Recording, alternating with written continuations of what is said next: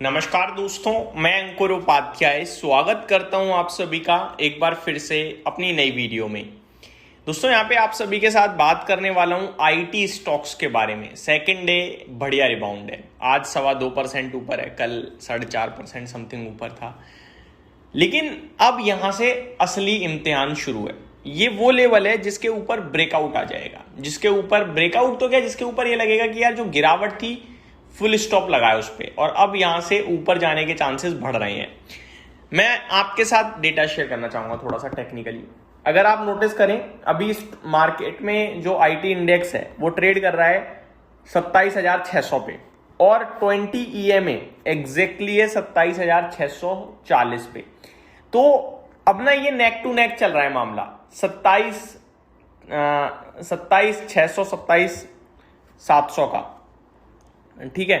तो आप यहां से जैसे ही 50-100 पॉइंट ऊपर आते हो आप 20 EMA के ऊपर हो जाओगे। अब ऐसा तो है नहीं कि बस भाई जैसे ही ब्रेक हो भाग गया, ऐसा तो होता नहीं, कोई गाड़ी तो है नहीं, है ना।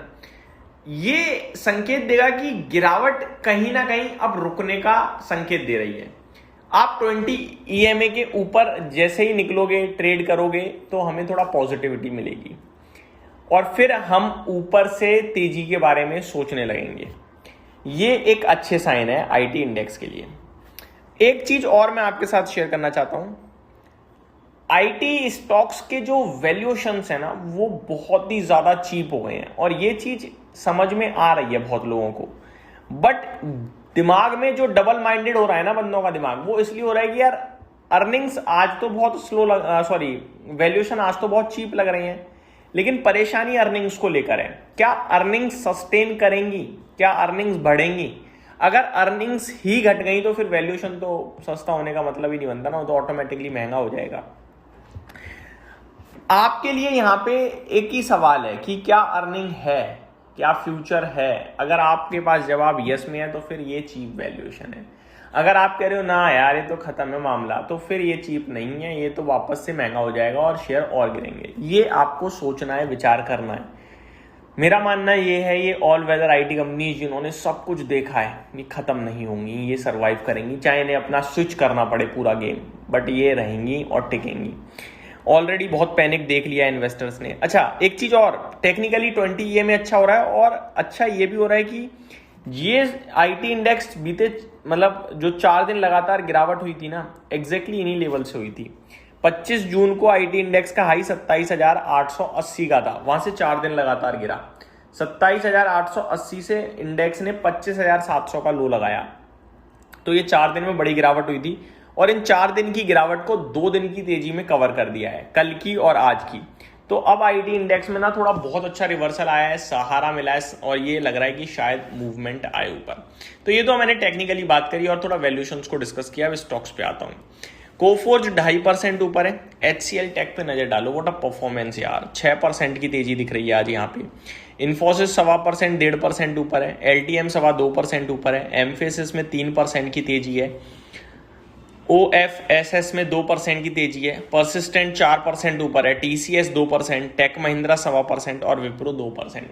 तो पूरा आईटी क्षेत्र अच्छा कर रहा है। मैं आपको सिर्फ एक ही चीज बोलूंगा, मिड कैप में कोफोर्ज, परसिस्टेंट, लार्ज कैप में इन्फोसिस और HCL tech, and that's it.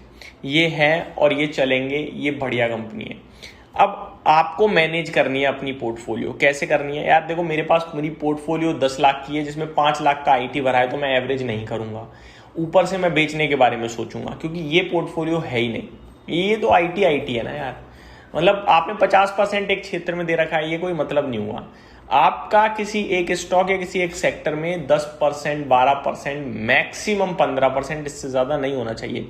मेरे पास फार्मा, आईटी, एफएमसीजी और मेटल सब है, लेकिन एक मेरे पास 50% है, 3 मेरे पे 50% बाकी बचे हुए हैं।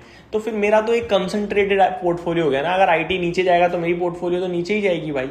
ये नहीं होता। पोर्टफोलियो मतलब होता है डाइवर्सिफिकेशन।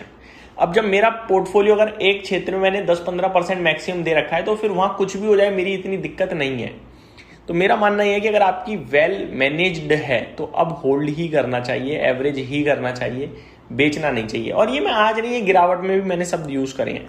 बट नो डाउट कल अगर गिर गया तो वही वाली कहानी है कि आईटी सर्वाइव ही नहीं करेगा। अगर ये आपका भी थॉट है आईटी सर्वाइव नहीं करेगा, तो फिर तो निकलना ही निकलना है भाई। फिर तो उछाल निकलो, उछाल निकलो। लेकिन आईटी क्यों नहीं सर्वाइव करेगा, ये सोचने वाली बात होगी। एआई की वजह से, एआई चलाने के लिए भी तो आईटी चाहिए भाई, तो मेरे हिसाब से तो। और एआई में इंडियन आईटी कंपनीज भी एंटर करेंगी, पार्टनरशिप करेंगी और कर भी रही हैं। वो एक अलग बात है, इन्होंने बस छोड़ दी, ये बहुत लेट हो गए, बहुत ही ज़्यादा लेट हो गए हैं। बट इवेंचुअली इनके वैल्यूएशन और इनका धीरे धीरे जोड़ना एआई के साथ ये सपोर्ट देगा इनके प्राइस को। तो यहाँ पे आप बेचा बाची के बारे में ना सोचें। उछाल में आप चाहो तो अपनी पोजीशन हल्की कर सकते हो, लेकिन गिरावट में आप बेचने के बारे में बिल्कुल भी ना सोचें। आपने बहुत दुख दर्द झेला है, चलेंगे तो पूरा पैसा लेके जाना। बस यहीं समाप्त करता हूँ इस वीडियो को। हाँ, एक चीज़ और, ऐसा नहीं होगा कि ये आपके लिए बहुत तेज़ी से भाग जाए। वैल्यूएशन टर्म्स में अगर अर्निंग्स का सहारा आया तो भागेंगे, वैल्यूएशन जस्टिफाई करने के लिए, ऊपर आने के लिए। लेकिन अभी ग्रोथ प्रोस्पेक्टस स्लो है, क्योंकि केपीआईटी टेक ने भी खुद ही गाइडेंस कट करा, एसेंचर ने गाइडेंस कट करा, भारत की आईटी कंपनियां भी कुछ खास नहीं कर रही हैं। बाकी 9 जुलाई को टीसीएस के नतीजे आएंगे तो हमें ज़्यादातर पिक्चर क्लियर हो जाएगी। यहीं समाप्त करता हूँ इस वीडियो को। उम्मीद करता हूँ जानकारी पसंद आई होगी। Thank you so much for watching this video. Have a great day guys.